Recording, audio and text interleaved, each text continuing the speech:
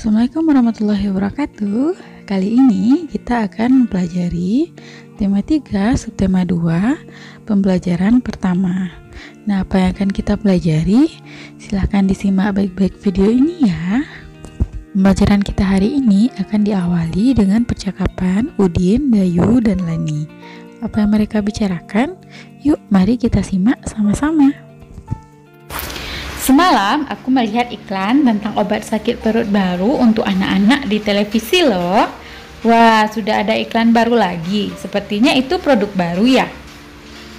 Betul, iklan itu menarik karena iklannya dibuatkan seperti film. Ternyata media iklan itu bermacam-macam ya. Kalau kamu suka iklan di media cetak seperti di koran dan majalah atau media elektronik? Kalau aku lebih suka media elektronik karena gambarnya dapat bergerak dan ada suaranya, jadi lebih seru.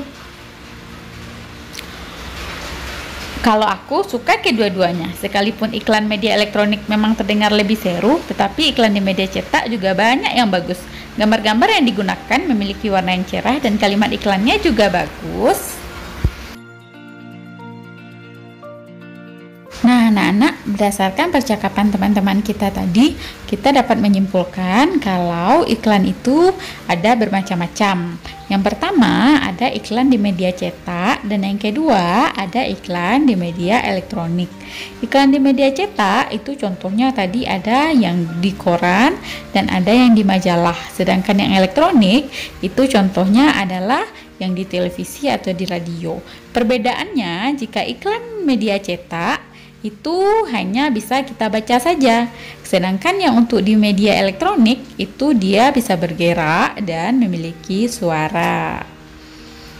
Nah, yang pertama yaitu iklan media cetak. Iklan media cetak adalah iklan yang dibuat dan dipasang dengan menggunakan teknik cetak atau lembaran-lembaran.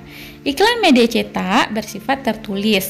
Iklan media cetak ini dapat kita lihat pada koran, majalah, baliho, banner, brosur, dan ini stiker.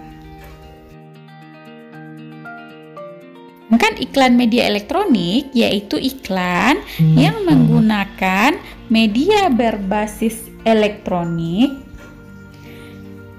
yang contohnya adalah berupa iklan di radio dan iklan di televisi. Nah, untuk iklan di radio dan televisi ini Bu yakin anak-anak Ibu semuanya sudah tahu ya. Apalagi iklan di televisi itu mungkin setiap hari anak-anak Ibu bisa menyaksikannya. Nah, jadi anak-anak Ibu paham ya perbedaan antara iklan media cetak dengan iklan media elektronik. Sekarang mari kita lihat percakapan Dayu dan Lani berikut ini. Mereka sedang membicarakan tentang apa ya? Aduh, perutku sakit. Wah, kenapa Lan? Sepertinya emakku kambuh. Kemarin emakku juga kambuh Lan. Dokterku memberikan obat mah seperti yang ada di iklan televisi. Bahkan ada obat mah yang memiliki aneka rasa. Mungkin kamu juga pernah meminumnya. Oh iya, aku jadi teringat ternyata aku memiliki obat mah yang kamu maksud di dalam tasku yuk. Terima kasih atas perhatiannya ya. Lalu, apa kata doktermu waktu itu Dayu? Apa yang menyebabkan mah kita kambuh? Hayo, ada yang bisa menjawab pertanyaan Lani? Mari kita simak penjelasan ini ya. Kali ini kita akan membahas tentang gangguan sistem pencernaan. Gangguan sistem pencernaan itu biasanya menyebabkan sakit perut seperti pada gambar yang anak Ibu lihat sekarang ini. Tetapi sekarang kita hanya akan membahas beberapa penyakit atau gangguan sistem pencernaan saja. Yang pertama yaitu mah seperti yang pembicaraan Lani dan Dayu tadi, kemudian diare, kemudian sembelit, dan satu lagi adalah usus buntu. Yang pertama adalah sakit mah. Sakit mah atau dispepsia adalah gejala penyakit berupa rasa nyeri dan panas pada lambung yang terjadi akibat sejumlah kondisi. Di antaranya adalah luka terbuka pada lapisan lambung atau tukak lambung, infeksi bakteri, efek samping penggunaan obat, dan stres.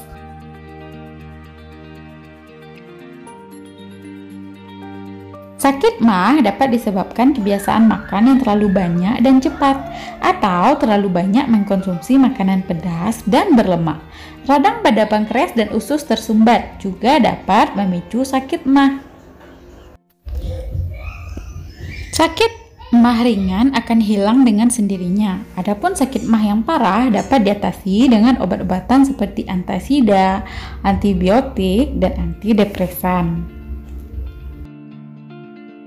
Sakit MAH sendiri dapat dicegah dengan cara 1. Makan secara perlahan dalam porsi yang kecil. Batasi konsumsi makanan pedas dan berlemak.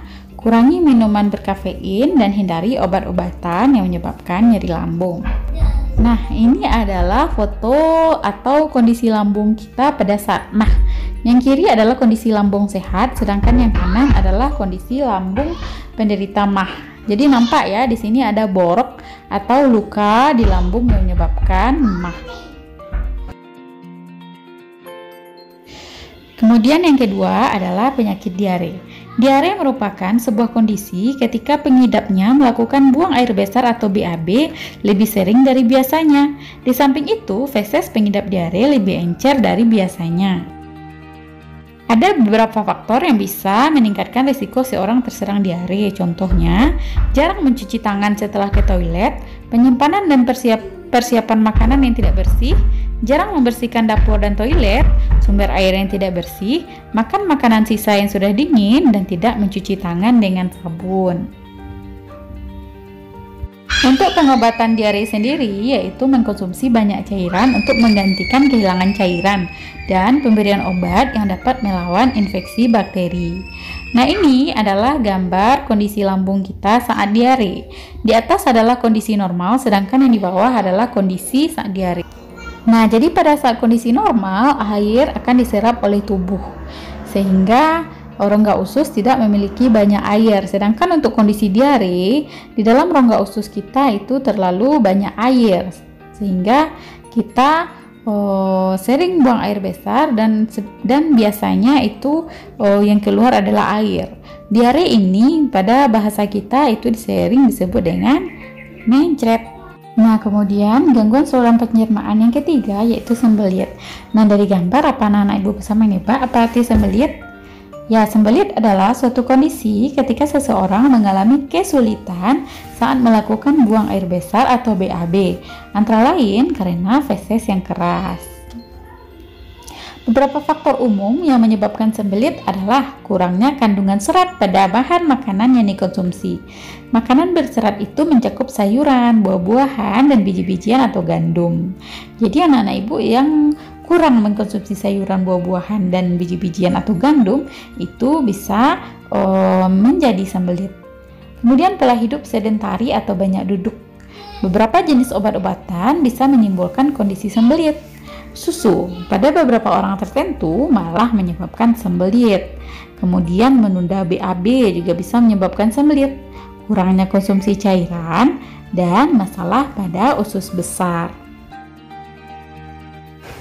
Langkah penanganan yang bisa dilakukan adalah dengan mengubah pola makan dan gaya hidup, pemberian obat, dan prosedur operasi jika sudah sangat parah. Nah, berikut adalah gambar keadaan sembelit dalam tubuh kita. Yang sebelah kiri ini adalah kondisi feses saat normal. Jadi, yang sebelah kanan ini adalah kondisi feses saat sembelit.